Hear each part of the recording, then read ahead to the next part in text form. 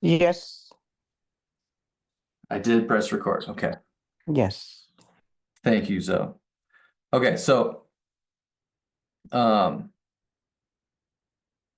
what does it mean to be an athlete? When I first kind of put this out there to do this training, I put it out like on Instagram and I put it out in my email list and my school community. And at first I like wasn't get no like nobody was doing anything. Nobody wanted to join. I was like, what is going on? And so I like said in one of the comments, I'm like, so nobody's interested in this? What if I called it this, pain and like something else, change the wording around? And then Catherine, actually, thank you, Catherine, she put a comment in there and she's like, this looks awesome. I definitely want to do this. But I will say that this story came up in my head that said, oh, you're not an athlete. You shouldn't join this.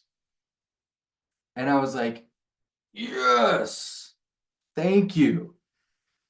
Thank you for bringing that to light because then a bunch of more people started to like sign up for it. And I think something like 50 or 60 people ended up registering for it. Um, which is awesome. Like they kind of saw the value in it and hopefully a bunch of people are going to watch this replay. But in that comment to her, I was like, listen, okay, we will definitely address that first and foremost, okay? Because there is this like misconception of what an athlete actually is. And so we all have this thought in our head, like when you think of an athlete, actually, somebody tell me, what's the first thing you think of when you think of an athlete? Cass? I feel like I think of sports, I think of Yeah, football. yeah, exactly. Claire, what do you think of? I think the picture you have up right now actually portrays it Yeah, perfectly. yeah, right? We think of like an Olympic athlete, somebody competing at a very high level in their chosen sport that they've been training for forever, right? So uh, that makes us then think that we are not athletes because we're not playing at a high level like that. So if I'm not an athlete, then why should I join this? Why should I care? Well, the truth is that we're all athletes. Okay. The to be an athlete simply means that you have the ability to react quickly to whatever life throws at you. Okay. The example that I often give with my clients is like you're walking down the street, okay, and all of a sudden you step on a rock right on the inside of your shoe, and your ankle goes, whoosh, okay. There's two things that are gonna happen. The non-athlete is gonna walk along and they're gonna step on that rock and they're gonna have no ability to react to that and they're gonna fall over, break their ankle, fall into traffic, probably get run over by a bus. Okay? The athlete is gonna step on that rock and because they've moved their joints in their body in all of these different ways at these different speeds with different loads, they're gonna step on that rock and they're gonna immediately react to it. Their nervous system and their muscles are going to go and they're going to get right back to where they were and they're going to continue on their day. That is an athletic movement. Okay? That's simple. That simple reaction would be considered an athletic movement. Okay? So to be athletic only means that we move in all the ways and have the ability to move in all the ways that are required for our sport.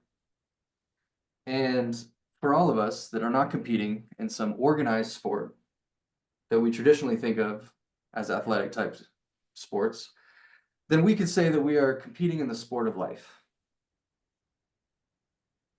And that we all, my argument is that if we are all playing at the sport of life, then we all need to train as an athlete for that sport. Okay? So The mindset shift that I want you to make is that, yes, you are an athlete and you need to train as such. We could get into the actual definition of sport and what is considered a sport and what is not, and yada, yada, yada. I would consider yoga a sport. It doesn't have to be competitive, even though it is, because you're continually competing against yourself. Like every day you show up to the mat, you are competing against yourself to be better than you were. And in order to be better, you have to improve your athleticism in all of the ways that you can. And there are, like, my clients train like athletes. Do I actually train any actual athletes? Yes, I actually do train some, and I'm going to talk about them in a second. But the majority of them are not traditional athletes, except we all train like athletes because they're all going to come up against those things in life where they need to move athletically. Okay, so the actual athletes that I train, I'll just talk about really quickly. One of them that I recently just finished with is the captain of his college football team. It's his senior season, but he was not going to play because he had like debilitating low back pain. When we got into his history, because he had been to all of the trainers and physical therapy and chiropractic and nothing was making him better, and he was going to have to sit out his entire senior season. When we actually dug into what was going on around the time that he started feeling this back pain, because there wasn't really a major injury that happened. It was just like, oh, I was lifting weights one day and it just like seized up and then it's never been the same. And that was over a year ago. Well, in his history, just like 2 weeks before the first time the back seized up on him, he was out at the lake with his friends. He fell off something and like hit his head on a rock. Nobody thought to consider that that might be an issue before. Yeah, well, in my kind of work with neuro, this is actually pretty common. They just don't connect the dots with these things. So it turns out he had some interesting vestibular problems with his inner ear, and he also had one eye that from his childhood actually did not work very well. And so his brain would just kind of shut that eye off and say, we're not going to pay attention to that. I don't like the picture coming in from there, so we'll just use this one. This one's good. So every time he would go back into the gym and start working hard on anything or start to do anything athletic in his practices and stuff, his brain and nervous system would just go, nope, we're going to get hurt. I don't like this. I'm going to close down and just lock up your back to protect you from hurting yourself. So within 2 weeks, we got his eyes working better again. We gave him some simple vestibular drills to get his inner ear and his brain kind of knowing where he was at in space a little bit better. His back pain's gone. He's had like the best season of his life. In fact, they're now in the playoffs, and I couldn't actually put his picture on here because of, anonymity and all that good stuff. But I'm happy to say this kid is like lights out, killing it this season. And they're looking at maybe going to a national championship. So the next kid, he also plays on the offensive line, a senior as well. He broke his leg right in the beginning of the season. Again, like a big time player, broken leg, kind of hard to come back from, but just by doing some sensory work around that area and doing what you're going to find out about later for pain relief, something called opposing joints, working on the opposite side of the body, we got that broken leg to heal significantly faster than he was expected to. And now he's back on the field and he's going to actually be able to play through the playoffs. So when we can get rid of pain, then we can actually perform athletically. That's kind of the idea of this whole thing, right? Because the problem is that when you're in pain, you guys like my little image here? This is supposed to be pain. Pain is the vampire that sucks out all your performance. ChatGPT and I went ham on these slides. It was pretty fun. But this is the big problem, right? When it comes to pain and athletic performance, you could put them on a spectrum, right? And the nervous system and the brain are the ones that are always kind of going to dictate where you land on this spectrum. We got athletic performance on one side. This is your top end performance.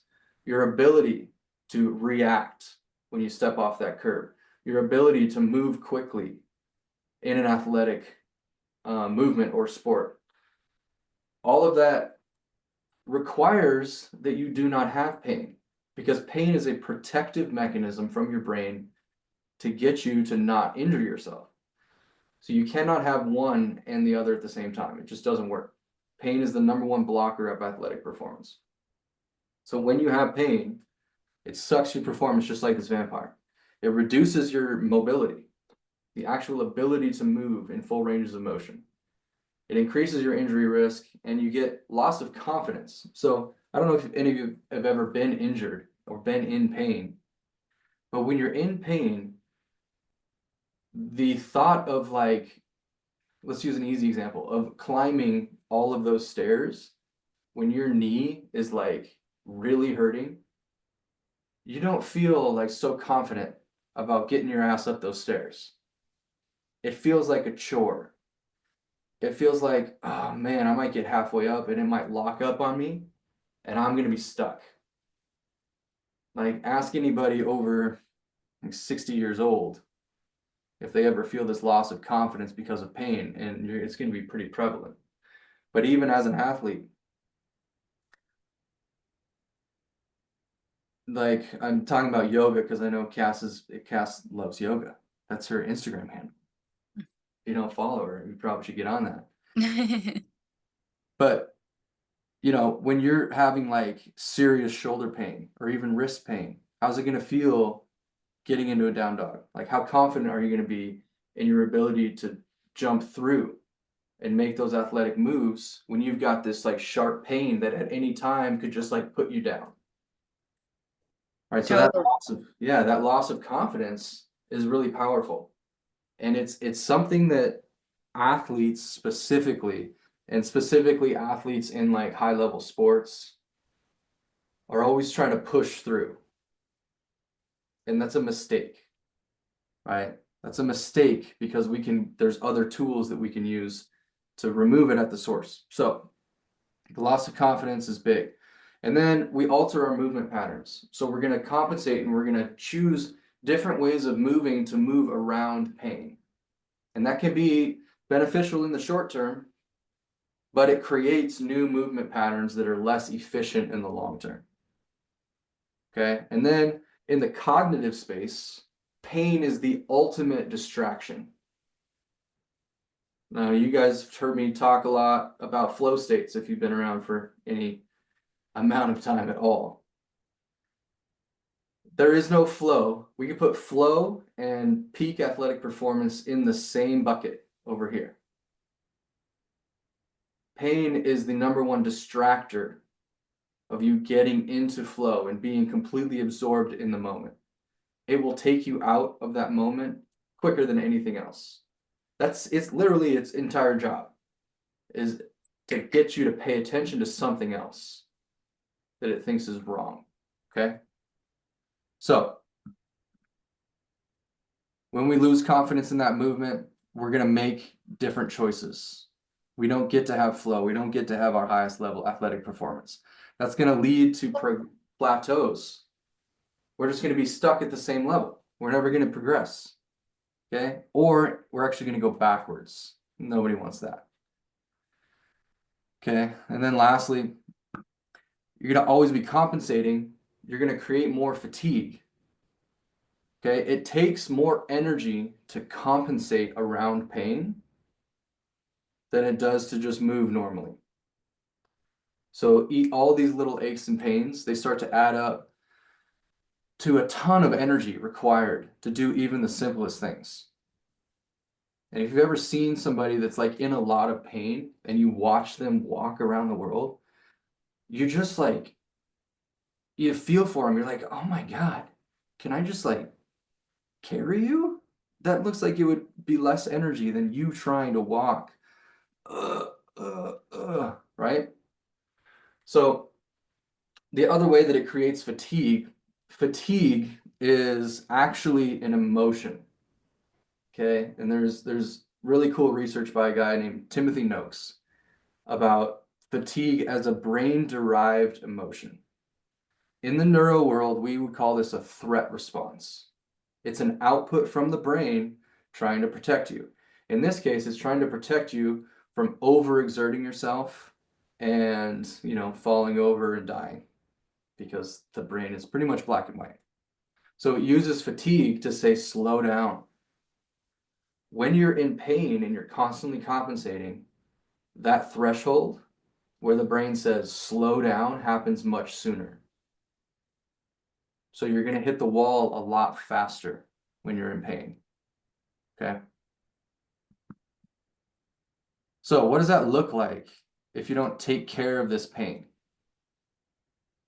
Well, you're basically going to be stuck in this place where every time you feel you move, every time you need to move, you're going to be unsure, you're going to be less confident, and you're going to be just not really believing that your body can even support you. Like the simplest tasks, like going upstairs or picking up your kid or doing the laundry, feels like more of a challenge, and you start to burn out easier and you get frustrated because you start to fatigue faster.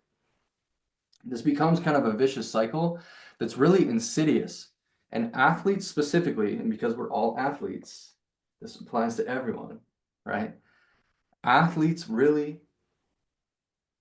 have this mindset of pushing through pain because it's just how we've been conditioned forever. Is to just disregard it, doesn't matter, pain is weakness, right? Just push through it. It'll go away or it won't. Either way, keep going.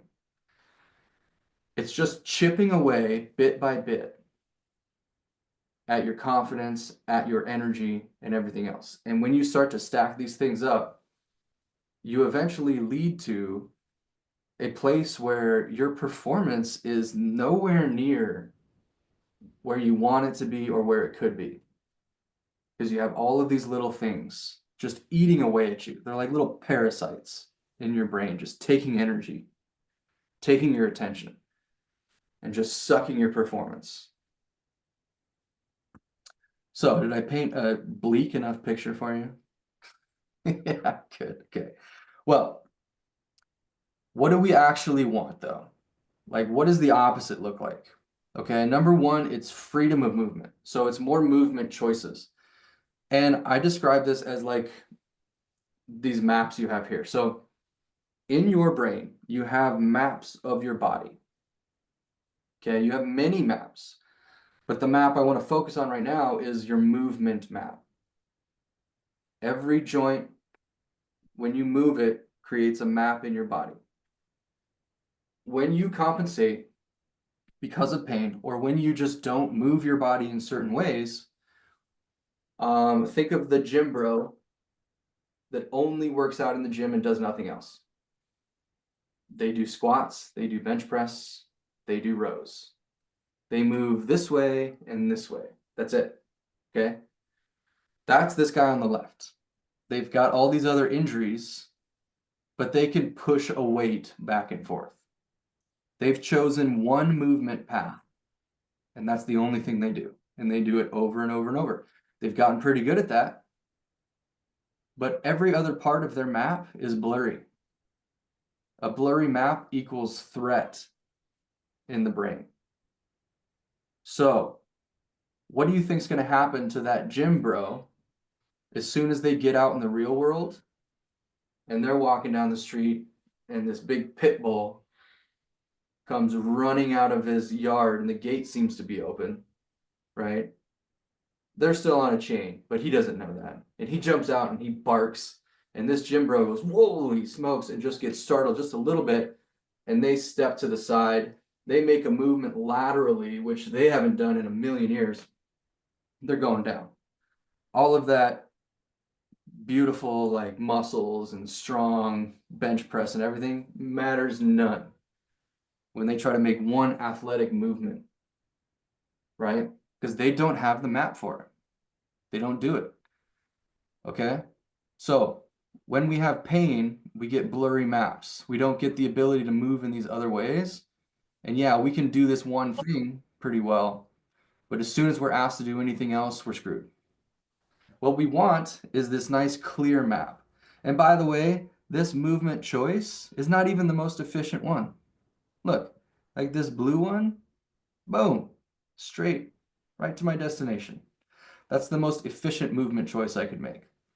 But even if that's not available because of the pit bull or because I get hit in football and I got to do something else, I can choose any of these other movement availabilities to get to my destination.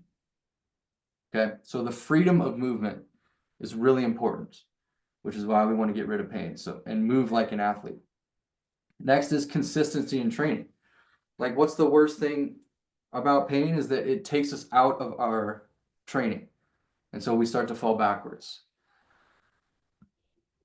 The ability to be consistent in training is the number one factor in progress, right? It's all about consistency. So every time we have pain, not only does it take us out of training, but it takes us away our confidence.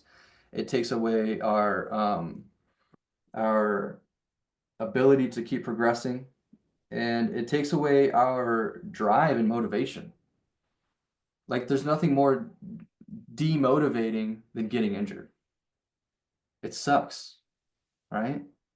And even just those little pains, it's like, oh, I just wish I could do that handstand, but I can't because my stupid pinky got slammed in a car door or something stupid. I don't know. Just made that up. And yeah, that kind of comes with this confidence in your body's resilience. If you're always in pain, it's hard to think that you can, really do something very hard. And so you choose to not do hard things, right? I know Jason's not here, but Jason's on like day 5,000 of doing cold plunges. He's doing so good. He's been so consistent. Yeah, super consistent. Now, if he was waking up every single morning with like massive headache or really bad pain that's just kind of sucking his energy, how do we think he's going to be able to maintain that drive and willpower to get back in that cold water and to remain resilient? Okay, this is a bad example because Jason's a freak of nature. Okay, and like I don't know if I've ever met anybody with more willpower and drive, but a normal person, it would be very difficult to maintain that. You see what I'm saying? Yeah. Like every little bit that's pulling you out of that over the long term is going to be hard. It's going to be really hard to maintain that high level of performance and confidence and resilience. The ice has started to literally cut him when he goes in, and so he's been coming out bleeding. Goodness, that's not surprising to me at all. That's awesome. He's a stud.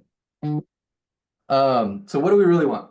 Like, imagine like you walking around the world, you step off a curb with ease, you dance through a crowded room without fear, like you know how your body moves, and you feel strong and confident in everything that you do.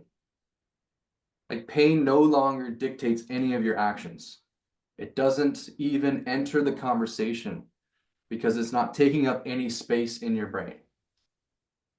Like what could you do if that was your future? If that was you right now, what would you do differently? Would you do that obstacle course race? Would you actually go try that new sport? Would you go jump out of that airplane? Maybe. Yeah, so what are the two big ideas for this whole thing? Number one, we've already beat it to death, but it bears repeating. Everyone is an athlete. And ChatGPT made me like this Where's Waldo picture for this. And if you look in it, it's like disturbing. But there's just all of these people. Like, you got your weightlifters here. Okay, great. You got some, I don't know what this guy is. He's like a wrestler, but also he's wrestling some kind of disembodied human there. You've got a construction worker here, a business person here, an armless woman here. Everybody, like manual labor jobs, they're athletes, right? This guy without a head driving this bulldozer thing, he's an athlete. Everybody's an athlete and should be training as such. Even us software developers out there, we're all athletes. Even if your athletic pursuit is just cognitive in nature, the ability to move your body in all those ways is going to be more real estate and more connections in your brain, because your brain is mainly purposed towards movement. So the more movement options you have, the more creative connections you will have. Okay, so the other big idea is that pain is just a signal, it's not a sentence. If we stop thinking of pain as like this problem and start treating it as what it really is, which is just a signal telling us that something is off, then we can deal with it at its source, which is the brain. So how do we actually do that? All right. Well, first of all, you've got a bunch of tools in the school community. If you're a part of the school community, you know what I'm talking about. Good for you. If you're not, you better get in there. And I'll actually just pull it up and show you guys. This is just a picture of it, but I'll show you for reals what it actually looks like. So it's on school, the platform. It's called the NeuroFlow Performance Lab. It's totally free. And in the classroom, you got a ton of tools in here for pain relief in this DIY neuro training area. And we're going to talk about a couple of them. So in here, you've got neuro drills for days. Okay. Now, the ones you want to pay attention to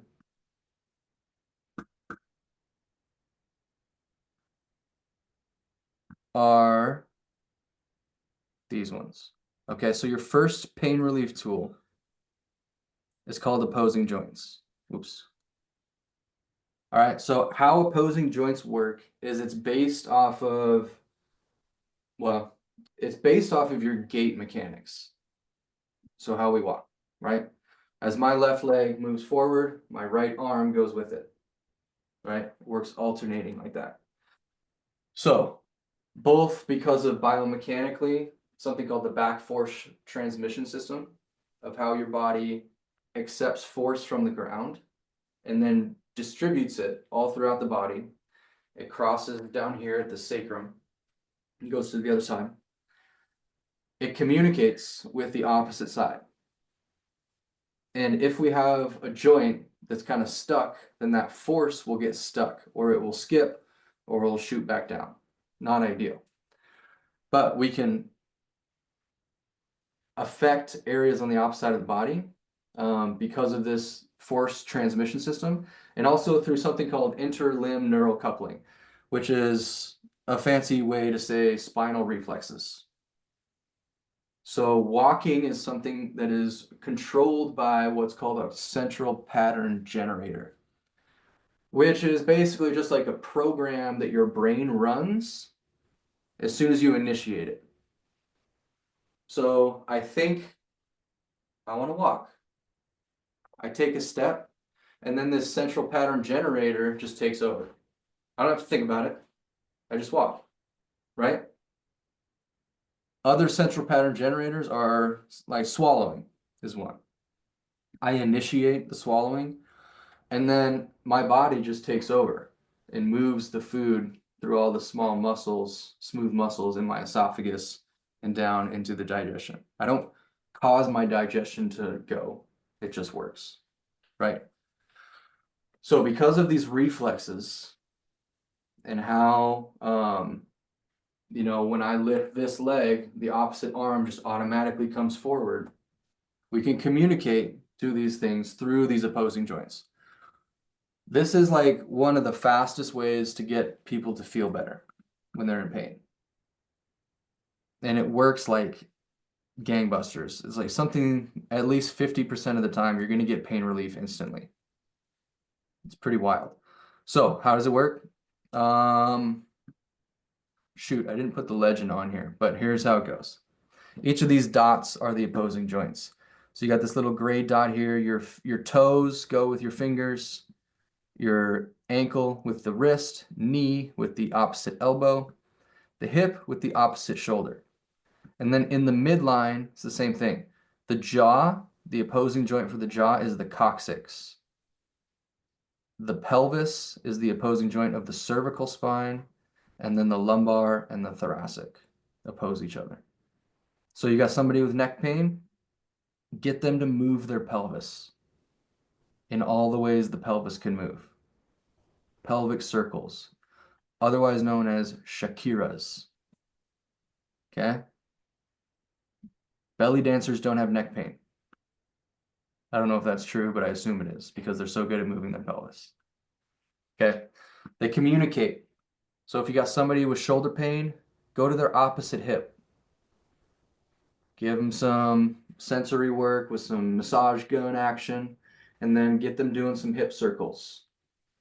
Get them moving that hip in a bunch of ways, and you will often see some reduction in pain in that shoulder. Okay? Now, once you get that pain relief, you can improve athletic performance with opposing joints as well. When we do pain relief, well, I forgot to say this. So if we want to get even more specific, you move the opposing joint in its opposing action. So let's use the shoulder example. If I have pain in shoulder flexion, when my arm comes up, ow, that hurts right there. I'm going to move the opposing joint, which is the hip, into the opposing action, which is extension. So I'm going to get that hip back into extension, and then I might do some circles back there. Okay, opposing joint, opposing action. Really powerful pain relief tool. For performance enhancement, move the opposing joint in the same action. So let's say I have somebody who sucks at vertical jump. And specifically when they jump, they do this and their knees do not get up. So they suck at hip flexion. So I'm going to take the opposite shoulder, I'm going to put it into flexion, which is the same action, and I'm going to work some joint movement there. Okay? So just that little change. Another really good example of this is, well, going back to the vertical jump again, or a squat. Squat's an even better example. A lot of people suck at the squat because their ankles are really stiff. And so as they come down, their knees don't move forward over the ankle because the ankle is just not very mobile. So we would call that dorsiflexion. It gets stuck. So if I want more dorsiflexion, the opposite joint of the ankle is the wrist. So I'm going to take the wrist and I'm going to move it into, because I want performance improvement, into flexion. Okay. And I'm going to do, oof, it just cracked like really loud. I'm going to do some movement there. So I'm in flexion and I'm doing some circles, just moving it into flexion. I can almost guarantee you that that ankle is going to loosen up a little bit and the squat's going to get better. Crazy stuff, I know. But really powerful tools. Next one is isometrics. So this is a really powerful pain relief tool. And the rules are very simple. You do 30 seconds per muscle and you do 3 different joint angles. Okay? And I chose this graphic just because of these different joint angles, not because of these different movements. but they do explain how movements work. Concentric means the joint is shortening. Eccentric means you're letting the weight down and the joint angle is increasing. Isometric means it doesn't move. There's no movement. Okay? But what is going on? When you do an isometric, you want to do it at 3 different joint angles, because each angle is only going to hit about 30 degrees on each side of that angle. So if you're going to get the whole muscle, do it at 3 joint angles. So I do it all the way out, I do it at 90 degrees, and I do it at about 60 or 120. 3 angles, 10 seconds per angle. The reason this really works well is because there's no movement and because of the huge amount of interoceptive and proprioceptive sensory input that you're getting through those. And also because of how it activates certain part of your brainstem, but that's a little deeper down the rabbit hole. But the brainstem, just so you know, inhibits pain. So if you can activate more of your brainstem, you get more pain inhibition. But if you want to use, let's go back to the shoulder. I got shoulder pain in flexion. Okay, well, I might go a little bit out of the pain area because you never want to move into pain. And then I want to do my isometrics right here. Okay. So isometrics, really powerful pain relief tool. And then you start moving the joints around. So the rules for joint mobility, and again, this is just a picture of the thing. There's like a lot of joint mobility drills in here. When you're doing joint mobility, you're mapping that area of the brain. Okay, so you're cleaning up that map so you have more movement options. Now, in the athletic performance context, here are the rules. Number 1, you never move into pain. So if you're working with a painful joint that's not inflamed, then the first thing you want to do is slow it down, because pain is often speed dependent. The faster you go, the more likely you're going to experience pain, which is a problem for athletes because we need to move fast, right? We need to move at sport speed, but you got to work up to it. So if you're experiencing pain, first slow it down, but do the full range of motion. If you still experience pain after you go slower, then you can shorten it up, but you want to get back to full range of motion as quickly as possible. You do not want to create this scenario where you only have one movement option because you had to shorten it up because out here is painful. So get back to doing the full map as soon as possible. Okay, work up to sport speed after you get the full range of motion, and then move into sport-specific positions. If you play a sport, use your sport-specific positions. If you do yoga, do joint mobility in all of the major poses. Triangle, down dog, chair, handstands, all of them, right? You got a million different positions there.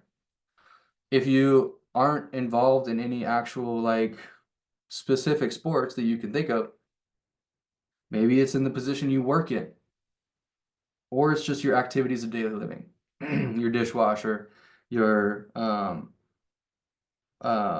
laundry spot, your getting dressed position, whatever. There's a bunch of them. You're sitting on the toilet position, whatever it is. I'm sure you can think of some, right? But you want to do it in lots of different positions that are not just standing in neutral like I am in this video. Get out of neutral quickly.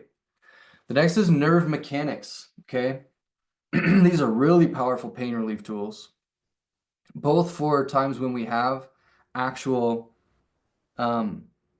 like nerve tension type problems like neuralgia or neuropathy, or I just blanked on the word, but You know, when you have like sciatic type symptoms, people that have had those, or carpal tunnel type symptoms, where you're getting that burning electrical or tingling or even numbness, those nerve type pains, neurogenic pain, I'm sorry, that's what it is. Those are obviously really good times to use nerve mechanics drills.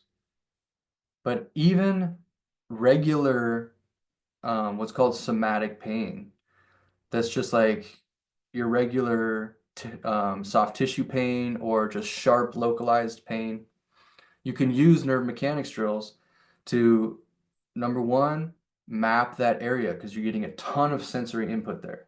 And number two, turn on the nerve, which also turns on all the muscles, or give the nerve some slack and move it through the joints because nerves need to move just like all the other tissues need to move. Okay? So your rules for nerve mechanics is if you're doing tensioning, you only ever go to 3 out of 10. We want to move nerves, but we do not want to stretch nerves. They don't stretch so well. So 3 out of 10 max on the tensioning. Okay? If you're in pain, especially neurogenic pain, you start with slacking on that side. So if I'm having carpal tunnel pain or just a lot of pain up here on this side, I might start with giving that nerve some slack and then trying to move it through all the joints. Okay?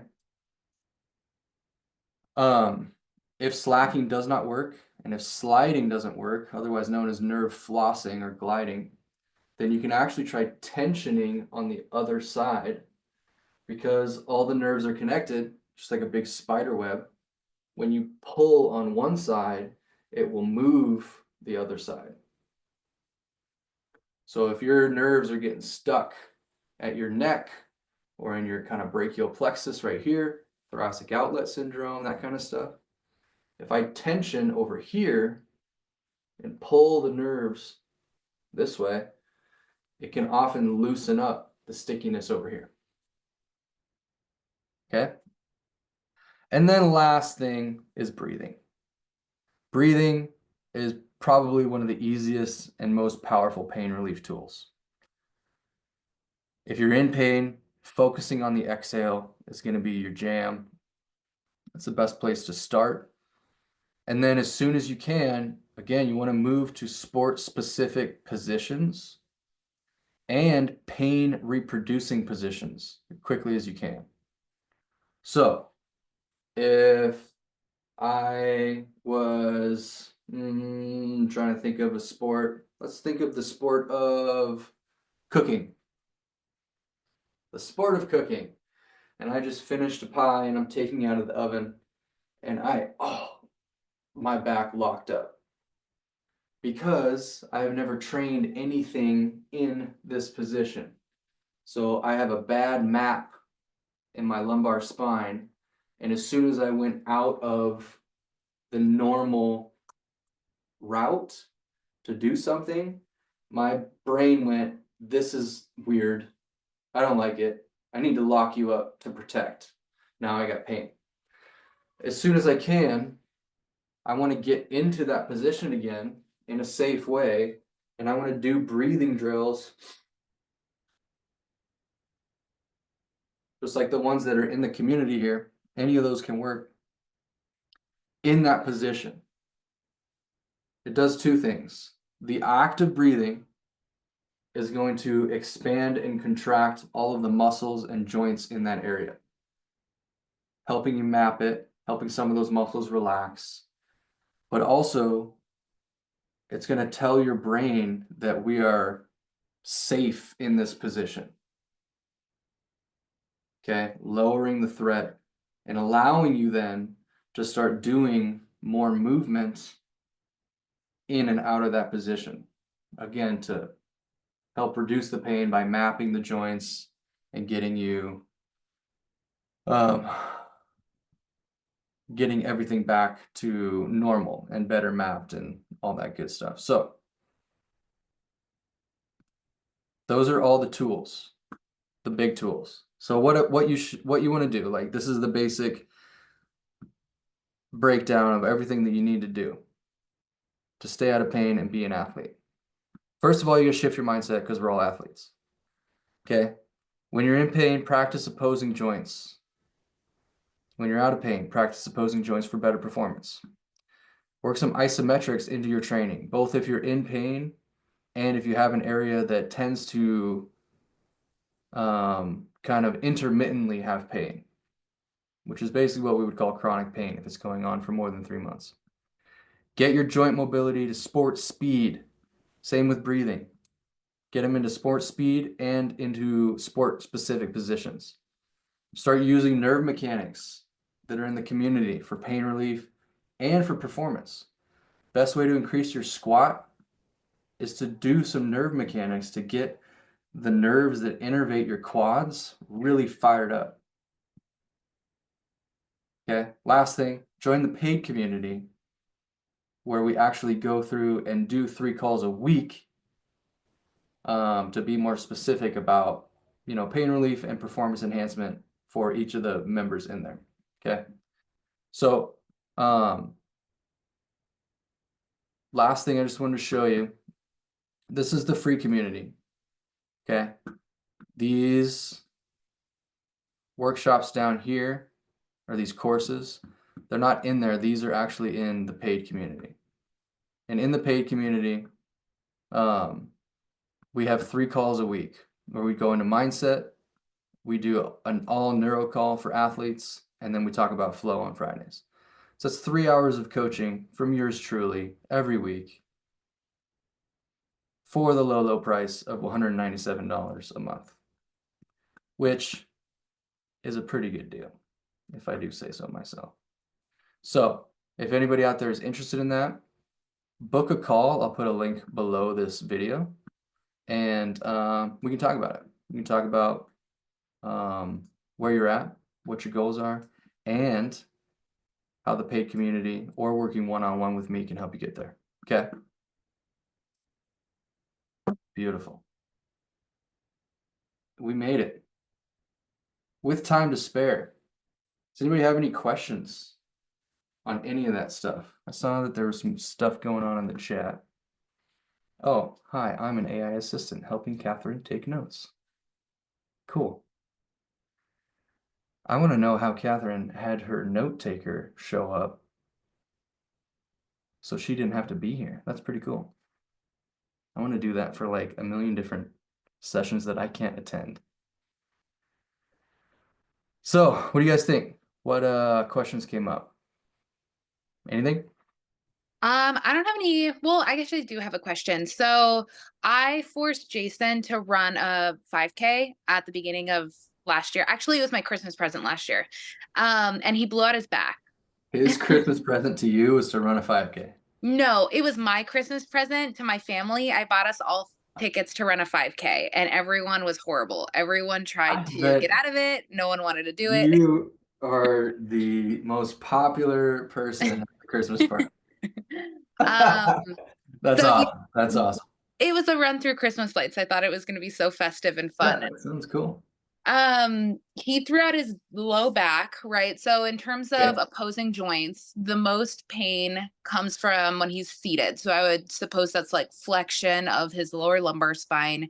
And I know from experience teaching yoga that it is so hard to get people to move from their thoracic spine and find like any kind of extension through the thoracic spine, because we're really good at compressing through the lower lumbar. We're really good at finding extension, but not so much in the thoracic. So are there any drills that you would recommend to help him find more extension in the thoracic spine?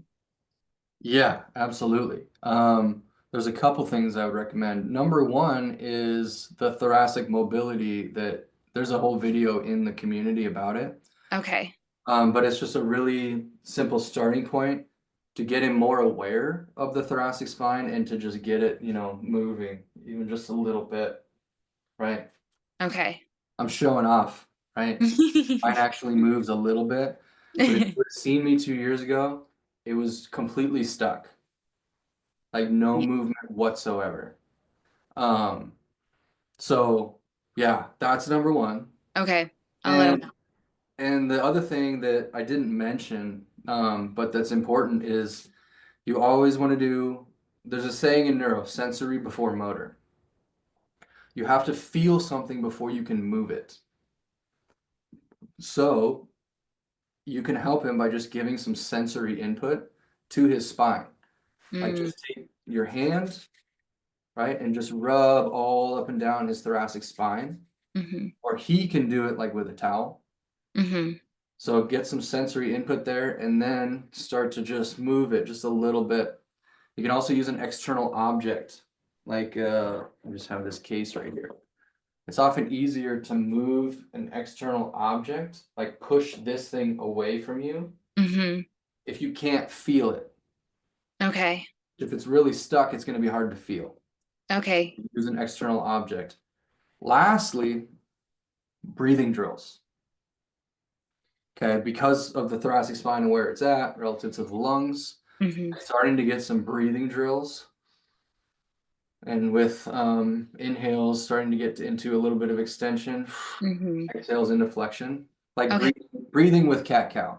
And then just trying to work the segmental flexion and extension, like even in a cat-cow. Like a cat-cow is basically thoracic glides, right? But in a more sport-specific position. So that's another option that can be helpful, but it just takes time and effort. But the last thing I'll say is, like, because Jason's a big dude that's used to a lot of load, it might be really helpful to get a band and wrap the band. You're used to a lot of load. I am. Wrap a band around there to push against the band, or wrap it around here.